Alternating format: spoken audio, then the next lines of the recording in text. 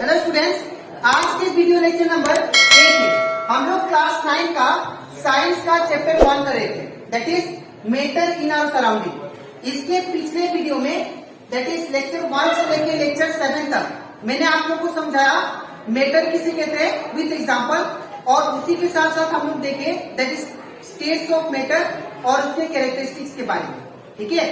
और उसी के साथ साथ हम लोग देखे कि difference between solid liquid gas क्या होता है, ठीक है। और मैंने बताया था आप लोग को inter conversion of that is solid से लिक्विड, लिक्विड से गैस, ठीक है। और मैंने आप लोग को इवापोरेशन का भी कंसेप्ट अच्छे से समझा दिया था, ठीक है। तो अगर आप लोग को ये सारा कंसेप्ट अच्छे से क्लियर करना है तो आप लोग इसका पिछला वीडियो दैट इज लेक्चर 1 से लेकर लेक्चर 7 तक देख सकते हो, ठीक है। तो आज का लेक्चर जो है दैट इज 8, ये हम लोग का ये चैप्टर का लास्ट लेक्चर है, ठीक है। इसमें हम लोग पढ़ेंगे, इसमें मैं आप लोग को सिखाऊंगा 2 क्वेश्चन, ठीक है। ये 2 क्वेश्चन बहुत ही इंपॉर्टेंट है फॉर बोर्ड एग्जाम, तो आप लोग इसको अच्छे से समझना ताकि आप लोग इसको रट्टा मत मारे, बिकॉज साइंस को रट्टा मार के नहीं पढ़ते, उसको अच्छे से कंसेप्ट क्लियर करके अपना खुद से आप लोग उसको बना के लिख सकते हैं, ठीक है। आप लोग इसको रट्टा मत मारना, ठीक है। तो स्टार्ट करते हैं क्लास। तो सबसे पहले मैंने क्वेश्चन नंबर 1 लिखा है, why we should wear cotton clothes in summer. हम लोग ज्यादातर गर्मी के सीजन में कॉटन क्लॉथ क्यों पहनते हैं, ठीक है। तो याद रखिएगा, हम लोग कॉटन क्लॉथ ड्यूरिंग समर इसलिए लगाते हैं बिकॉज कॉटन जो क्लॉथ होता है, कॉटन वो एक टाइप का गुड एब्जॉर्बर है, ठीक है। वो क्या करता है, हमारे बॉडी में ड्यूरिंग समर बहुत सारा स्वेट निकलता है, ठीक है। तो अगर हम लोग कॉटन का क्लॉथ पहने तो क्या करेगा, कॉटन क्लॉथ क्या करेगा, स्वेट को एब्जॉर्ब कर लेता है, जितना भी स्वेट होता है, ठीक है। और एज ए वाटर वेपर वो हमारा स्वेट को एटमॉस्फेयर में रिलीज कर देता है। इसीलिए हम लोग क्या करते हैं, समर सीजन में कॉटन क्लॉथ पहनते हैं, बिकॉज यहाँ पे मैंने लिखा भी है, because cotton clothes are good absorber of water. Cotton cloth जो होता है वो क्या करता है, फट से वाटर को सोख लेता है, ठीक है। और सोखने के बाद क्या करता है, हमारे सराउंडिंग में एयर में क्या करता है, ऐसे वाटर वेपर वो हमारे बॉडी से स्वेट को निकाल देता है वाटर वेपर के फॉर्म में, ठीक है।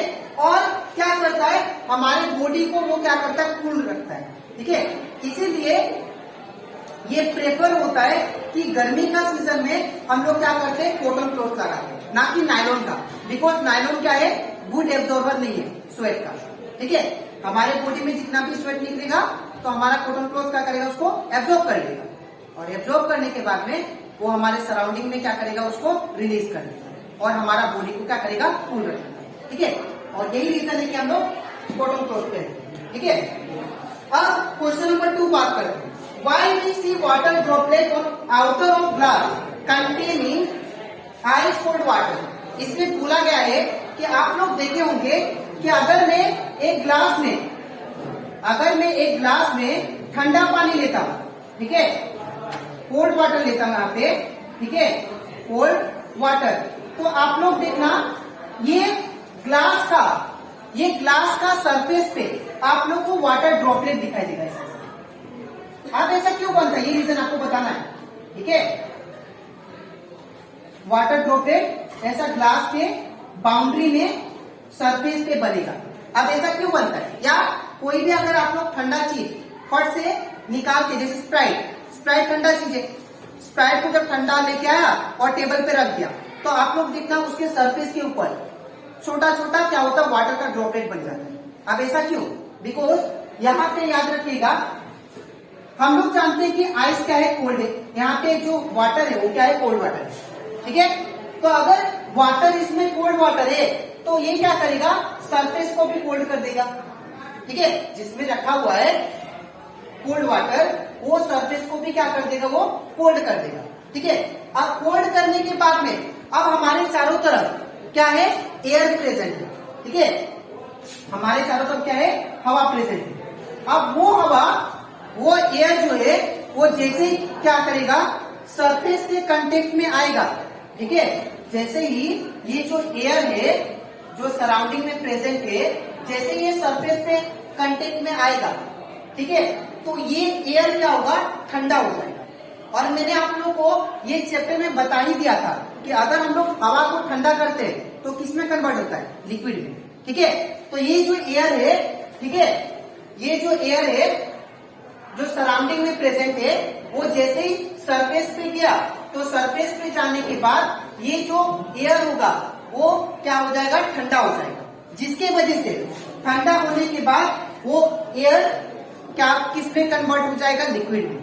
ठीक है, तो यही रीजन होता है, कोई भी अगर आप लोग ठंडा चीज लो और उसको रखो, ठीक है, तो वो क्या करेगा, उसके चारों तरफ सराउंडिंग एयर जो होगा, जो सरफेस के साथ कांटेक्ट में आएंगे, वो क्या हो जाएंगे, कूल हो जाएंगे, ठंडा हो जाएंगे।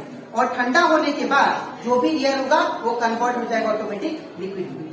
और यही रीजन है कि हम लोग को ड्रॉपलेट दिखाई देगा सरफेस के ऊपर। ठीक है, तो यहाँ पे वही लिखा है मैंने आंसर में, water vapour present in air get in contact with ice cold water. जो वाटर पेपर प्रेजेंट होता है एयर में, ठीक है, वो कांटेक्ट हो जाता है इसमें,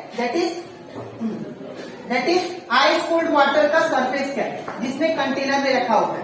ठीक है, और फ्रॉम वो क्या करता है, गैसियस स्टेट को, गैसियस स्टेट से वो क्या करेगा, लिक्विड में कन्वर्ट कर देता है। ठीक है, और हम लोग को क्या देखने के लिए मिलता है, वाटर ड्रॉपलेट दिखाई देता है। ठीक है, सरफेस के चारों तरफ क्या दिखाई देगा, वाटर ड्रॉपलेट। अब हम लोग करते हैं that is latent heat of vaporisation and latent heat of fusion क्या होता है। ठीक है, ये लास्ट टॉपिक रह गया था, तो ये हम लोग इसको खत्म कर लेते हैं। ठीक है, इस चैप्टर का, दैट इज चैप्टर 1 का। तो यहाँ पे लेटेंट हीट ऑफ फ्यूजन का लेटेंट हीट ऑफ वेपोराइजेशन का मतलब क्या होता है, वो सुनिए। अगर मान लीजिए मेरे पास 1 kg लिक्विड है, ये मान लीजिए पैकेट है, इस पैकेट में कितना लिक्विड है, इसमें सपोज लिक्विड है, ठीक है, कितना केजी है, 1 kg, इसका अमाउंट कितना है, 1 kg। तो अगर 1 kg लिक्विड को, ठीक है, मैं हीट एनर्जी में अगर सप्लाई करता हूं, 1 kg लिक्विड को कितना हीट एनर्जी चाहिए ताकि वो लिक्विड से वेपर स्टेट में चला जाए, उसी को हम लोग क्या बोलते हैं, that is latent heat of vaporisation.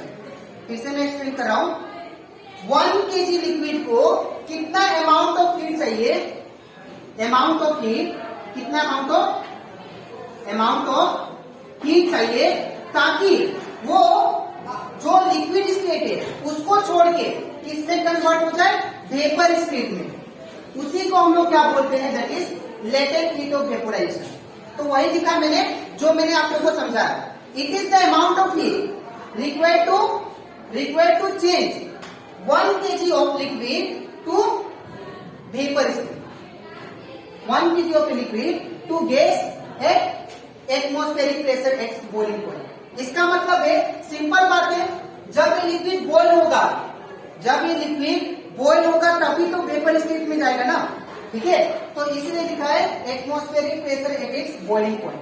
ठीक है, मैं फिर से एक्सप्लेन कर रहा हूं, लेटेंट हीट ऑफ वेपोराइजेशन का मतलब होता है कितना अमाउंट ऑफ हीट आप लोग देंगे कोई भी लिक्विड को, ताकि वो लिक्विड स्टेट चेंज करके किसमें चला जाए, गैस स्टेट में। ठीक है, उसको हम लोग क्या बोलते हैं, लेटेंट हीट ऑफ वेपोराइजेशन। ठीक है, अब बात करते हैं हम लोग लेटेंट हीट ऑफ फ्यूजन। इसमें भी सेम कंसेप्ट है।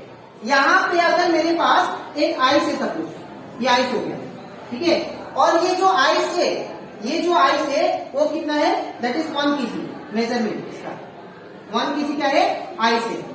अगर ये आइस है तो कौन सा स्टेट में होगा, सॉलिड स्टेट। कौन सा स्टेट, सॉलिड। तो इसमें कंसेप्ट ये है, that is latent heat of fusion में द अमाउंट ऑफ हीट, कितना अमाउंट ऑफ हीट लगेगा इसमें ताकि वो अपना सॉलिड स्टेट छोड़ के सॉलिड स्टेट चेंज करके किसमें चला जाए, दैट इज लिक्विड स्टेट।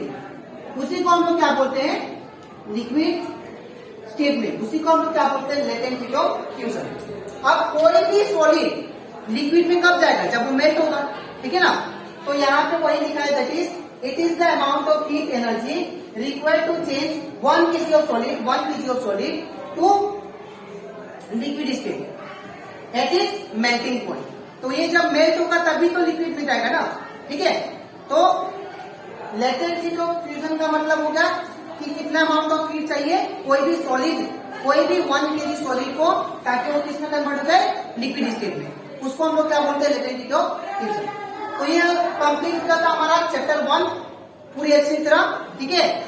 ये जो तो 2 टॉपिक बचा था उसको भी मैंने आप लोग को एक्सप्लेन कर दिया, ठीक है।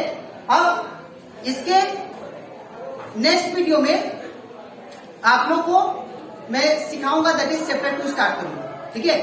तो आप लोग को अगर ये चैप्टर अच्छे से सीखना है तो आप लोग इसका पिछले वीडियो आराम से अच्छे से देख सकते हो, ताकि हर एक कॉन्सेप्ट आप लोग का क्लियर हो जाए। बिकॉज इसमें से ज्यादातर एमसीक्यू आता है, ठीक है, इसीलिए इसको समझना बहुत जरूरी है। अगर आप लोग समझोगे नहीं चैप्टर को तो आप लोग एमसीक्यू सॉल्व नहीं कर, ठीक है। तो आज के लिए इतना ही, मिलते हैं।